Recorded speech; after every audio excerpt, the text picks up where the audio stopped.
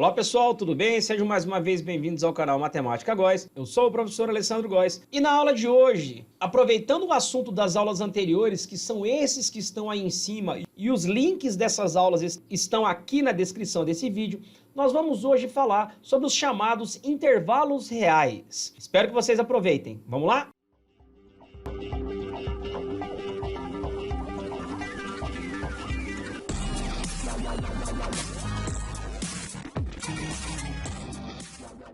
Iniciando o assunto intervalos reais, algo bem importante se dizer logo de início é que o intervalo real nada mais é do que um conjunto numérico. Considerando o conjunto dos números reais como um todo, e sobre conjuntos numéricos nós temos uma aula, o link está aí na descrição do vídeo, nós temos que um intervalo real nada mais é do que um subconjunto dos números reais. Então se a gente pega todos os números reais, um intervalo real vai ser uma parte desse conjunto. Pode até ser o conjunto dos reais inteiro. Porém, na maioria dos casos, a gente vai perceber que eu vou pegar um pedaço desse conjunto e a esse pedaço eu vou chamar de intervalo real. É bem importante a gente estudar, logo de início agora, intervalos reais, já visando o estudo de funções reais futuramente. A gente vai futuramente estudar que algumas funções são válidas em um determinado intervalo, mas não são válidas em outros intervalos. Sendo assim, de que maneira que a gente pode representar um intervalo? A primeira maneira é a chamada notação de reta, que eu gosto também de chamar bastante de notação geométrica.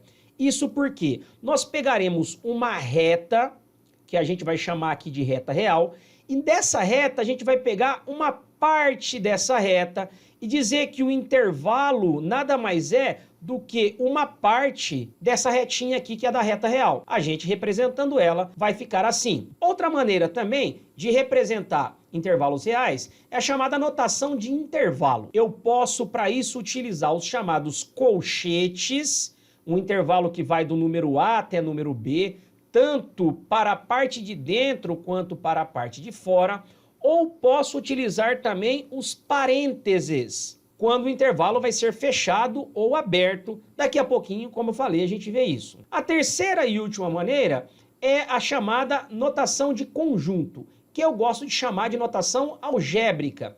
Isso porque nós temos aqui que a gente pode determinar um intervalo como intervalo de números reais que tem uma determinada característica. Por exemplo, nesse caso, os meus números estão entre A e entre B. Essa, então, são basicamente as três maneiras que a gente tem para representar um conjunto. Um ou outro livro pode chamar de nome um pouquinho diferente, mas, no geral, a gente tem essas três. Já um intervalo real, ele pode ser chamado de intervalo aberto, intervalo fechado ou intervalo infinito. Quando é que a gente tem cada um desses casos? Vamos lá. O intervalo é chamado de intervalo fechado quando os cantos ou as paredes ou os chamados limites desse intervalo estão dentro dele. Vamos dar uma olhadinha num exemplo. Eu vou aqui demonstrar os três formatos de intervalos fechados e a gente vai dar um determinado exemplo. Quando eu tenho, por exemplo, um intervalo que vai de A até B, porém, dentro desse intervalo, eu tenho o número A presente nele e eu tenho o número B presente nele, eu vou falar que esse intervalo é fechado. Então, representando na reta, a gente faz uma bolinha aqui e preenche toda essa bolinha. Para representar na notação de intervalo e ser intervalo fechado, a gente vai utilizar o colchete virado para a parte de dentro. Então aqui eu tenho um intervalo que é fechado em A e fechado em B. E para a notação algébrica ou de conjunto, a gente vai dizer então que esse é o intervalo de todos os números reais, de tal maneira que esses números são maiores ou iguais a A, menores ou iguais a B. Antes de passar necessariamente para o exemplo, eu quero reforçar três coisinhas bem importantes aqui. Primeiro, quando o intervalo é fechado e você está representando na reta, a bolinha que acompanha o número aqui vai ser dessa maneira, completinha, totalmente preenchida. Quando você está falando em notação de intervalo, o colchete é virado para dentro. E quando você está falando na notação de conjunto, o símbolo aqui é maior ou igual, menor ou igual. Vamos ver um exemplo numérico? Vamos pensar, por exemplo, no intervalo está compreendido todos os números entre 3 e 8, incluindo 3 e incluindo 8.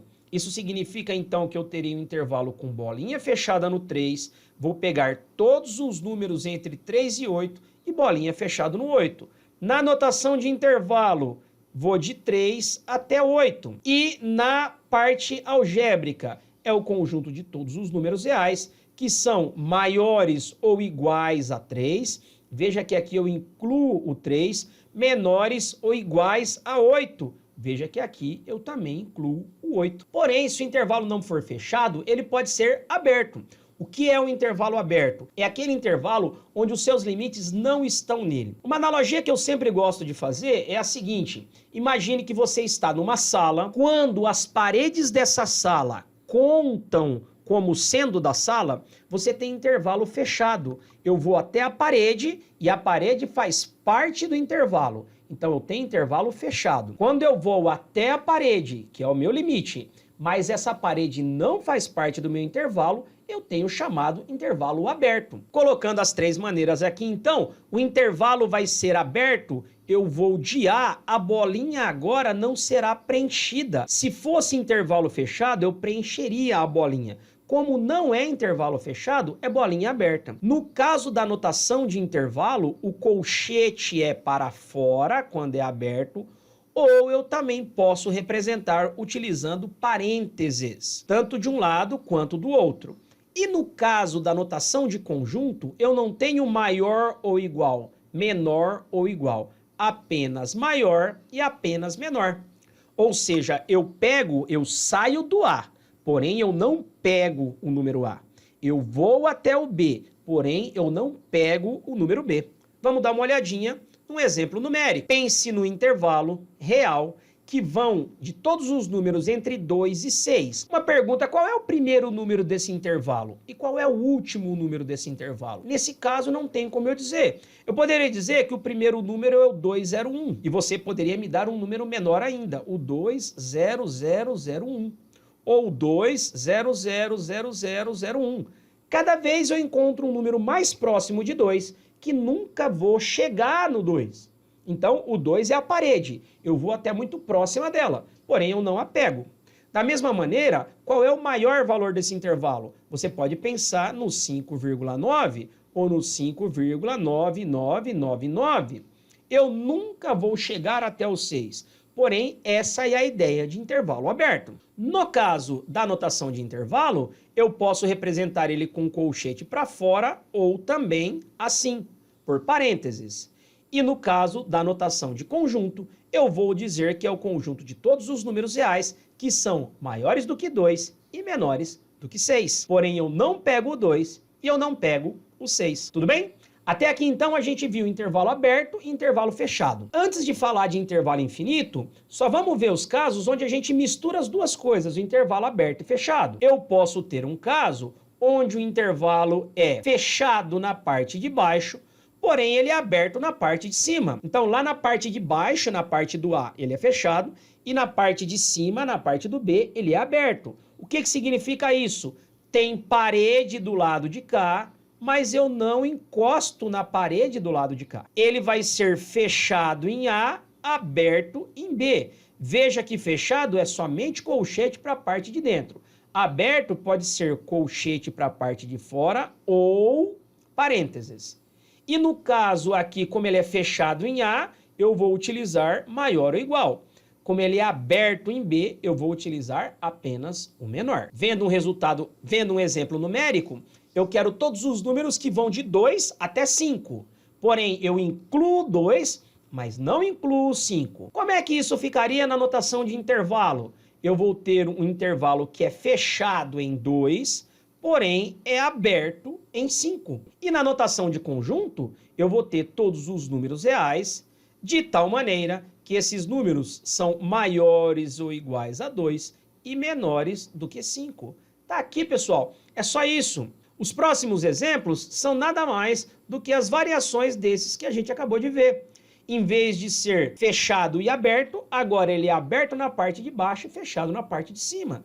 Vendo um exemplo numérico, um intervalo que vai de meio até 3, São todos os números que são maiores do que meio e todos os números que são menores ou iguais a 3. Porém, eu incluo o número 3. Como é que eu faço isso? Está aqui, ó, menor ou igual. Para finalizar, então, o que são intervalos infinitos? O intervalo vai ser infinito quando ele não tem limite, seja esse limite inferior, superior ou em ambos os lados.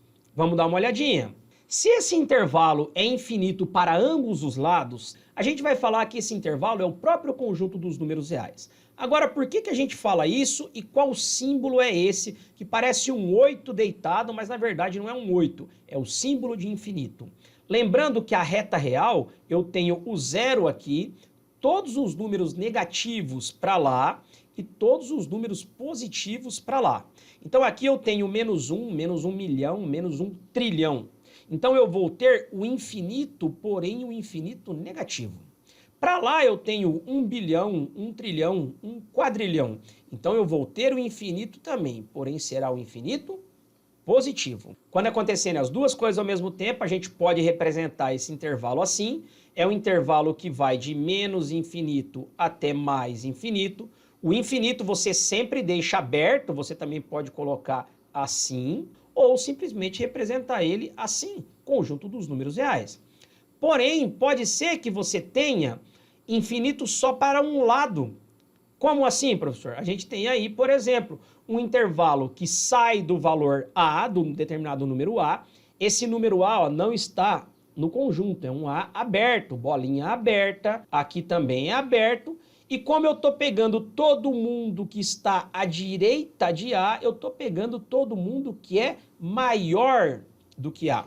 E se eles são maiores do que A, eu vou colocar assim. Veja que aqui eu não coloquei o sinal de igual. Por quê? Porque a bolinha aqui é aberta. Um exemplo disso está aí. O 3 não está no intervalo, por isso é bolinha aberta. Eu vou pegar então todos os números que saem de 3 e vão até o infinito positivo.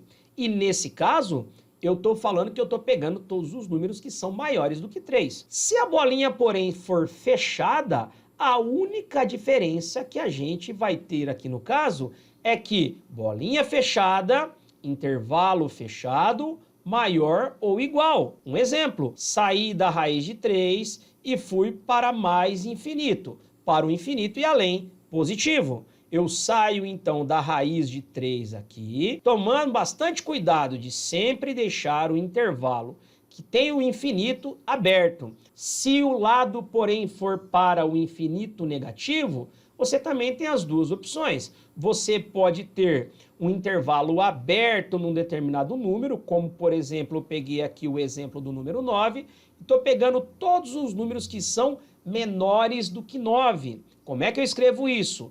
Vem lá do menos infinito e paro no 9. Como é aberto, bolinha aberta, aberta aqui também. E esse, então, é um conjunto de todos os números menores do que 9. E se for bolinha fechada, é o último caso, a gente tem exatamente isso aqui. Os números que vêm lá do menos infinito e vão até o 5, né? Então, ou eu saio do 5 e vou para o infinito negativo. Todos os números, então, que são reais, que são menores ou iguais a 5. Bastante cuidado com isso, porque eu tenho que ter o igual aqui, para ter aqui fechado, e aqui eu também ter a bolinha fechada no 5 e vai embora. Tudo bem? Esse é um pequeno quadro que serve aí para auxiliá-los, que é um resumo de tudo isso que a gente falou na aula de hoje. Espero então que vocês tenham aproveitado o conteúdo dessa aula. Não deixem de assistir às aulas anteriores também, onde a gente falou mais sobre teoria de conjunto. Não deixe de dar o like aí para receber notificações de novos vídeos. Um grande abraço, fiquem com Deus e até a próxima.